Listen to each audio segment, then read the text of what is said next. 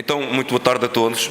Eu venho falar-vos da parte mais fácil de todo este processo. E, entretanto, vão perceber porque é que é a parte mais fácil de todo este processo. Portanto, em 2011, eu fui contactado pelo Diretor Técnico Nacional da Marcha, o professor Carlos Carmino, no sentido de começarmos a encetar um trabalho conjunto de avaliação fisiológica da seleção de sub-23 masculina e feminina de marchadores, de jovens marchadores. Portanto, ele contactou-me, falámos, tivemos várias conversas em relação a este assunto e chegámos à conclusão que havia pernas para andar. Sendo ele uma pessoa também do desporto, licenciado, mestre também em desporto, compreende a necessidade que outras ciências, para além das ciências básicas do treino desportivo, podem dar algum contributo no sentido de melhorarmos a performance dos nossos atletas, no sentido de eles darem o máximo mesmo possível que conseguirem. Portanto, e daqui nasce, em 2011, nasce esta colaboração, que posso dizer já em primeira mão que se vai manter para o próximo ciclo olímpico, no sentido de ajudar, é este mesmo termo, ajudar com mais um pormenor de treino para a melhoria das capacidades dos jovens atletas das nossas seleções de sub-23, neste caso. Portanto, a primeira coisa que foi feita foi tentar perceber o que é que era a marcha atlética, porque ao contrário daquilo que acontece com a corrida, os 10 mil metros, as maratonas, etc., o esforço é ligeiramente diferente, para não dizer mesmo diferente. Portanto, houve a necessidade de tentar perceber o que é que acontece em termos da marcha, porque as velocidades a que os marchadores conseguem andar é uma marcha demasiado elevada e exige uma biomecânica demasiado diferente da corrida, o que torna o esforço muito mais intenso e muito mais difícil de suportar. Portanto, foi-se procurar o que é que havia, entretanto, na literatura em relação a isto e partimos então para a elaboração de alguns protocolos de avaliação do limiar anaeróbio, que foi aquilo para o qual nós fomos convidados para tentar dar esta ajuda.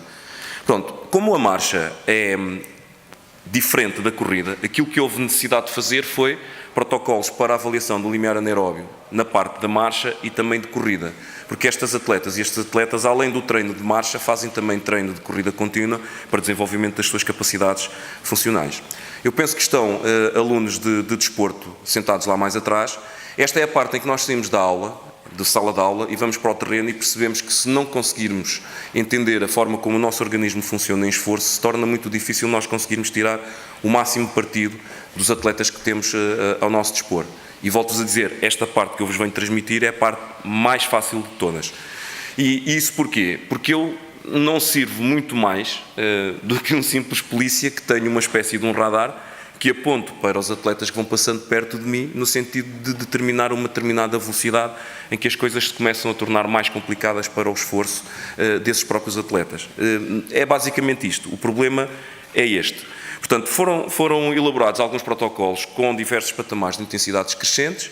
Os atletas teriam que percorrer determinadas distâncias a determinadas velocidades e para este tipo de atletas é muito fácil nós dizermos que têm que correr a X minutos por quilómetro ou marchar a X minutos por quilómetro.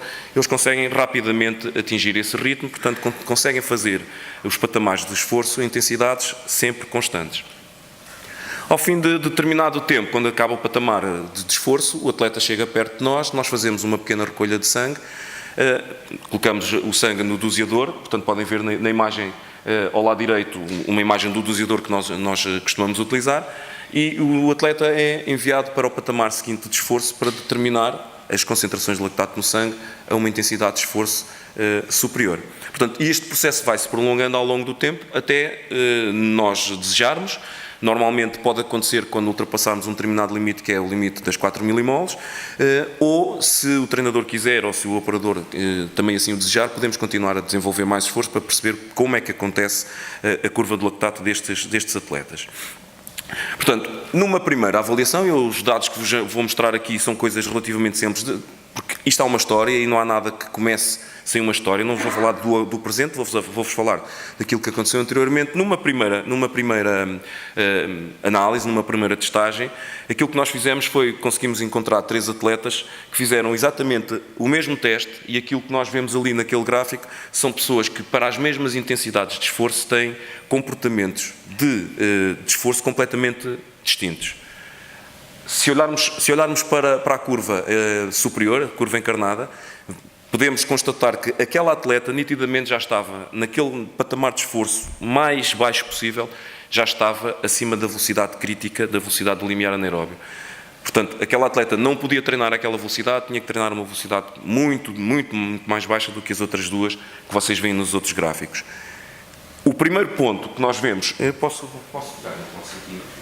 O primeiro ponto que nós vemos aqui, do primeiro patamar, são duas atletas que têm a mesma concentração de lactato para a mesma intensidade.